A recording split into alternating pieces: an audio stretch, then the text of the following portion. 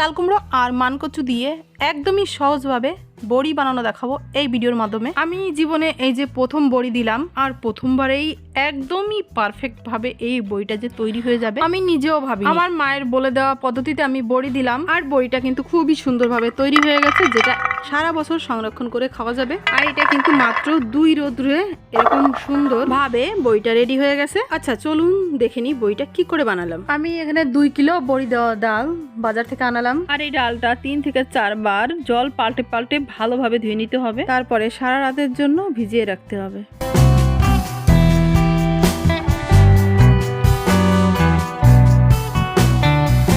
ডালটা আমার কিন্তু ভালোভাবে ধোয়া হয়ে গেছে। এরপরে ভেজানোর সময় একটা বড় সাইজের পাত্রে ভিজে রাখতে হবে, কারণ ডালটা ভিজে কিন্তু 3 ডবল হবে। আর অবশ্যই যেদিন বড়িটা দেওয়ার সিদ্ধান্ত নেবেন তার আগের দিন এই কাজটা করে রাখতে হবে, কারণ ডালটা ভিজতে কিন্তু প্রায় 12 থেকে 14 ঘন্টা টাইম নেবে। আমি যেদিন বড়ি দেবো তার আগের দিন সন্ধ্যাবেলা এই ডালটা ভিজে রেখেছিলাম, আর এই যে আর পরের দিন সকালে দেখুন প্রায় 1 বালতি হয়ে গেছে ফুলে। আমি ডালটা বালতিতে ভিজিয়েছিলাম, আর ভিজানোর সময় জলের পরিমাণটা অবশ্যই বেশি রাখতে হবে। ডালের মধ্যে যে এক্সট্রা জল ছিল সেটা কিন্তু ফেলে দিতে হবে, কারণ ডালটা আমি এখন ডাল ভাঙানো মেশিন থেকে ডালটা পিষে নিয়ে আসবো। আর এদিকে বড়ি দেওয়ার জন্য চাল কুমড়ো আর কচুটা রেডি করে নিতে হবে। চাল কুমড়োটা এরকম ফালি করে আমি এর খোসাটা প্রথমে ছাড়িয়ে নেব। আমি 2 কিলো ডালের বড়ি দিচ্ছি, কিন্তু 2 কিলো ডাল কিন্তু পুরোটাই চাল কুমড়ো দিয়ে দেবো না, অর্ধেকটা চাল কুমড়ো দিয়ে দেবো, অর্ধেকটা মানকচু দিয়ে দেবো। মানে 1 কিলো ডালের বড়ি চাল কুমড়ো দিয়ে দেবো, 1 কিলো ডালের বড়ি মানকচু দিয়ে দেবো। আমার পুরোটাই ডাল চাল কুমড়ো দিয়ে দেওয়ার ইচ্ছা ছিল, কিন্তু আমার অতটা চাল কুমড়ো আমার কাছে নেই, সেই কারণে আমি অর্ধেক বড়ি মানকচু দিয়ে দেবো। তো বন্ধুরা দেখতেই পেলেন আমি কিন্তু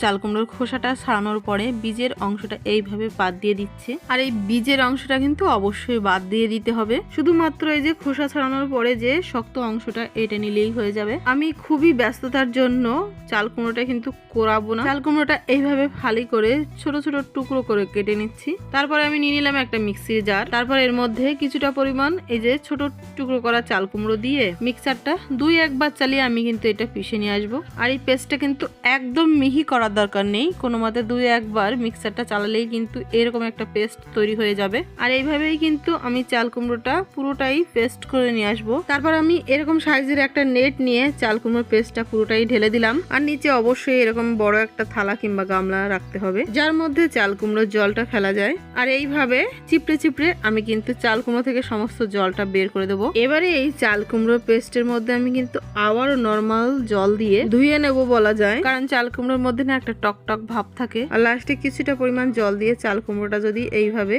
চিপড়ে চিপড়ে জলটা নিংড়ে ফেলা যায়, তাহলে কিন্তু এই টকটক ভাবটা আর চাল কুমড়োর মধ্যে থাকবে না। এতে করে বড়িটা কিন্তু খেতে ভালো লাগবে। অনেকে বড়ি দেয় বলে আবার যে বড়িটা টক টক লাগে, তো এটাই কারণ, এই কারণেই কিন্তু বড়িটা টক টক লাগে। তো আমি চাল কুমড়োর এই পেস্টের থেকে খুব সুন্দরভাবে জলটা কিন্তু চিপড়ে চিপড়ে ফেলে দিচ্ছি। আর এই কাজটা করতে কিন্তু আমার খুব বেশি টাইম লাগলো না। যাদের মনে হয় বড়ি দেওয়া খুবই ঝামেলা, দোকান থেকে কিনে এনে খায়, কিন্তু দোকানের কেনা বড়ি খেতে কিন্তু অত ভালো লাগে। বাড়িতে বানানো বড়ি তো আমার কাছে অমৃত স্বাদে লাগে। চাল কুমড়ো বড়িটা দেওয়ার জন্য চাল কুমড়োটা কিন্তু পুরোপুরি রেডি। এবার আমি কচুর বড়িগুলো দেওয়ার জন্য কচুটা প্রথমে ছুলে নিলাম। আর যদি কচুতে এরকম দাগ বের হয় তাহলে একটু বেশি করে কেটে বাদ দিয়ে দিলেই ঝামেলা মিটে যাবে। কচুটাও আমি একরকম ভাবে ছুলে ছোট ছোট টুকরো করে কেটে নিচ্ছি, কারণ ঘষাঘষি করতে বেশ অনেকটাই টাইম লাগবে, অত সময় নেই। ওই কারণে আমি এরকম ছোট ছোট করে টুকরো করে নিই, তারপরে মিক্সির জারের মধ্যে দিয়ে পেস্ট করে নিয়ে আসবো। প্রথমে সমস্ত কচু আমি ছুলে এরকম ছোট ছোট টুকরো করে কেটে নিই, তারপর কচুটা আমি জল দিয়ে 2-1 বার ধুয়ে নেব।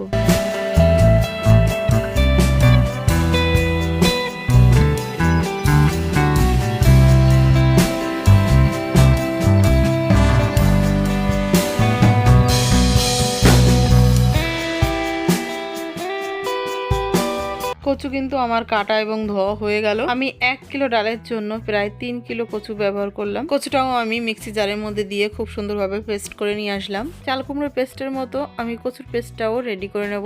বড়িটা দেওয়ার জন্য যদি কেউ ডাল বাটা এবং চাল কুমড়োর পেস্টটা একসঙ্গে এইভাবে যদি কেউ ফেটিয়ে দেয়, তাহলে বড়িটা দিতে কিন্তু আরো সুবিধা হবে। আমি বড়ি দিচ্ছি এবং আমার হাজব্যান্ড এই ফেটানোর কাজটা করে দিচ্ছে, এতে করে আমার বড়ি দেওয়ার কাজটা কিন্তু অনেকটাই সহজ হয়ে উঠলো। প্রথমে আমি চাল কুমড়ো বড়িটা দেবো, সেই কারণে চাল কুমড়োর পেস্ট এবং ডালের পেস্ট অর্ধেক নিয়ে একত্রে ভালো করে ফেটিয়ে আমি বড়িটা কিন্তু দেওয়া শুরু করলাম।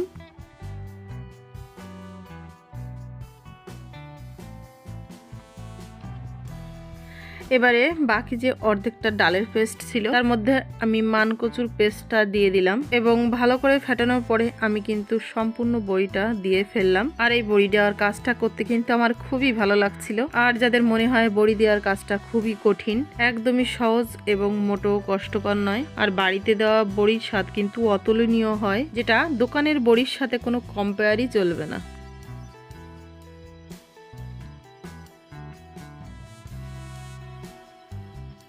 তো বন্ধুরা দেখতেই পেলেন আমি দেখতে দেখতে পুরো সম্পূর্ণ বড়ি দেওয়ার কাজটা শেষ করলাম। আর এটা কিন্তু পুরো 2 কিলো ডালের বড়ি। আর আমি কিন্তু 1 কিলো ডালের জন্য চাল কুমড়ো ব্যবহার করেছি প্রায় 4 কিলো, আর 1 কিলো ডালের জন্য মানকচু ব্যবহার করেছি প্রায় 3 কিলো।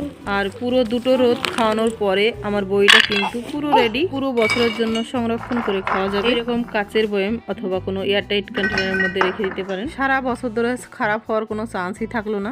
ভিডিওটি ভালো লাগলে লাইক, শেয়ার, সাবস্ক্রাইব করে আমার পাশে থাকবেন। খুব ভালো থাকবেন।